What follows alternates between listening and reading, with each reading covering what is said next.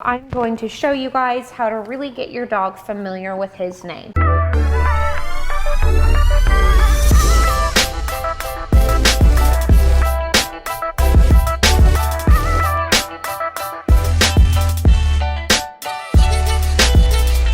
Thing that you should start with is their name, of course. Doesn't have the best response to his name. I think he kind of knows it, maybe doesn't. I'm going to show you guys how to really get your dog familiar with his name. One of my golden rules is to always say your dog's name positively. This is so important. It is how you can get such a fast response in recall or in any time from your dog. With my dogs, I've done that from day one, just their name's positive, and with Juno and Grizzly, that's all I needed for instant recall no matter where we are. They just know that it's always going to be a positive thing when they respond to me, and so it's just so important for your dog to have that fast response. And I think during puppyhood it's very easy to forget that golden rule when your puppy is chewing on something he's not supposed to and is getting into something. People are so quick to want to say their dog's name negatively, but you're not going to get what you want out of that, and your dog isn't going to know the right thing to do. So I always say, if you were to teach your dog anything, it should be to focus on you. So step one, yes, Redder. Step one of getting your dog's focus is teaching him his name so that he can look at you. So we're gonna begin with that. A real quick tip before I show you guys this exercise is to just all the time around the house when your puppy responds to his or her name, praise him for it. Give a treat for it. Redder!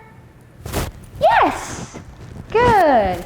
Giving a treat for it. If your puppy is over here and you're like, Redder, over here, dinner time, and he responds to that, do not overlook that. Because at around age 4 months to 6 months is when the rest of the world starts to get more motivating than you.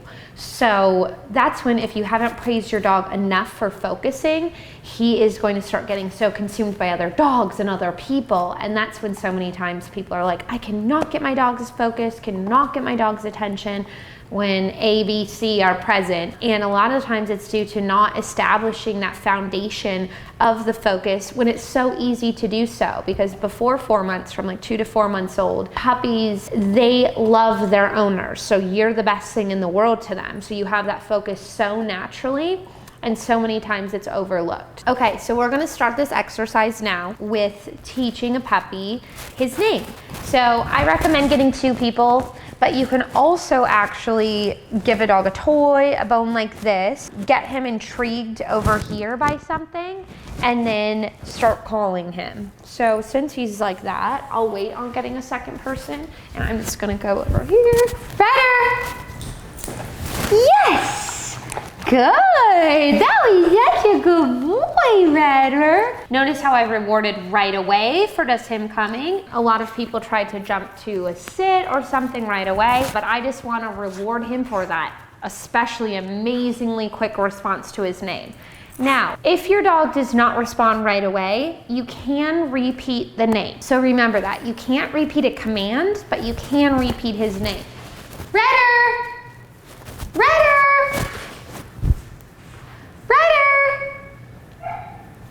Yes! Good boy! And of course, once your dog really knows his name and gets a little bit older, you can be more firm on he has to come after the first time, adding in a come command later on. Right now, we're just really working on getting him familiar with his name, knowing that it's going to be a positive thing when he does respond to his name. So a lot of times with a puppy, they distract themselves so much, they don't hold focus on you even after you give them a treat like this. So you can really do this name teaching exercise on your own. And I recommend increasing difficulty level of what he's into. So that's actually a pretty enticing thing of over there chewing on an antler. For him to have that fast response out of it was really good. But this is the beginning of teaching a dog how to snap out of play. Redder! Yes! Good boy! The second thing you want to teach a puppy is how to sit. Now, sit is just amazing for self-control for a dog, to be able to just know not to jump up on you, to sit, and it's the beginning of teaching a dog to focus and have a little bit of self-control. To teach sit, I'm gonna call him Redder. Yes. So I'm still praising him for just coming when called, so saying yes after his name, and I'm gonna tell him sit, and I'm going to put the treat to his mouth. Only saying SIT once. Notice he lost focus. I didn't say it again. I'm doing the hand gesture. Yes! Good boy. And then letting go of the treat when his butt hits the ground. So basically I'm putting this to his nose, going over his head. It forces them to go into a sit position. Redder! Yes! Yes, and treat in the beginning stage of training. Okay, Redder, sit. Yes, good boy. Letting go of the treat. He's super smart. I think that I can start maybe even not luring it a little bit. Sit. Yes. So yes, when the butt hits the ground. Notice how I did not give the treat even after he jumped up for it. He did the sit, then did a jump up. His butt has to be down for me to release the treat. Redder, sit. Yes! If that didn't click, I would have gone back to the luring, so closer to his nose. Yes! So now I'm starting to get him to hold it a little bit longer. I'm saying yes immediately when he sits, and then waiting to like a second or two to give him the treat. Okay, I'm gonna try standing up now. What's the next level? Redder, sit. Yes! Good boy, Redder. Yes! Good boy. I'm gonna reward him again. Oh, not for jumping. Redirect. Redder, sit. Yes! Up, gentle. Good boy. Yes, Redder, good boy. So with the sit, you can go into different levels of getting them to hold it longer, making them do it on their own to get the treat instead of jumping up. But it's a great form of redirection for the jumping, for when your dog is just sitting there and doesn't know what to do. I find that there's a lot of dogs that end up developing sassy behavior because they're not directed to sit. Instead, they're barking in people's faces for attention or the jumping at you. So sit is just an amazing command to teach your puppy self-control and what to do for attention or a treat right from the start. The third thing that you should start implementing with your puppy is crate training. As you all know, I'm a huge advocate of the crate.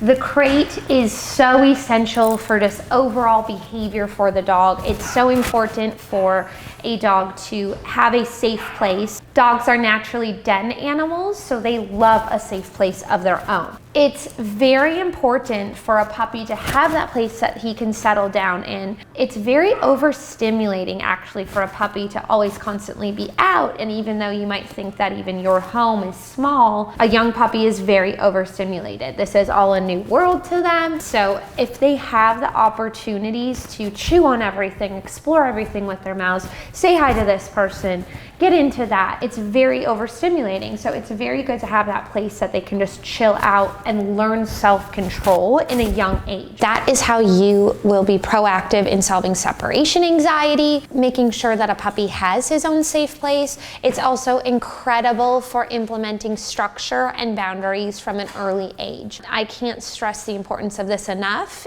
in addition to positive reinforcement. So I always tell people we use just positive reinforcement with structure and boundaries, and I think that is the recipe to have a perfect dog. So with the crate, you want to make sure that you're introducing it in a positive way. So I like to teach crate on command. I like to feed the puppy his meals in the crate right from the start and have the puppy sleep in the crate from day one. I also like to have these chewing objects in the crate so that the puppy can exert energy, know that he gets this high value chewing treats in the crate. It also helps to make it a positive place. So over here, let's see how naturally he goes in it. Redder, crate. So I'm gonna show him this treat. Yes, Redder, good boy. I'd love to get him to sit if I can before giving him the treat. Redder. Redder, up here.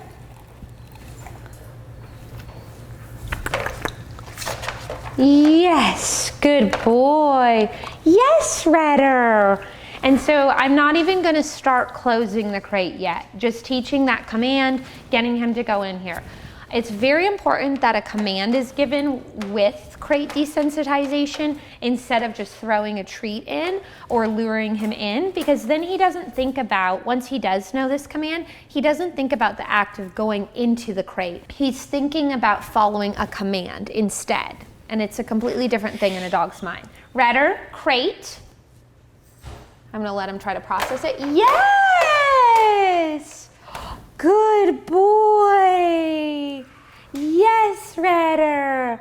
Good puppy. Ooh, I'm gonna give him another one for staying in it. Yes. And when the dog is left in here, I always put a little blanket or a bed in there for them.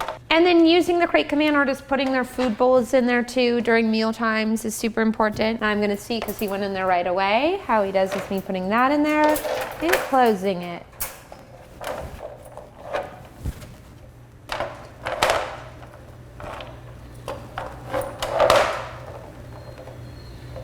Good boy. Yes, cutie. Mwah. Yes. When he's doing this, I'm just gonna get him to sit. Yes, good boy. Yes, okay, good job.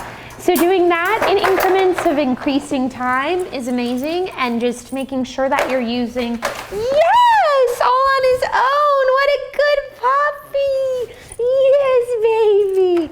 Using a structured routine that revolves around the crate is so, so important for, also, I forgot, potty training. This is your best friend as well. So I just think the crate is incredible for everything. So to recap, first 3 things to teach your puppy when your puppy gets home is 1, his name, 2, sit, and 3, introduce the crate and start crate training right away. Yay, Redder! A good boy! Yes, okay, go back in there and I'll give the treat. Yes, good boy.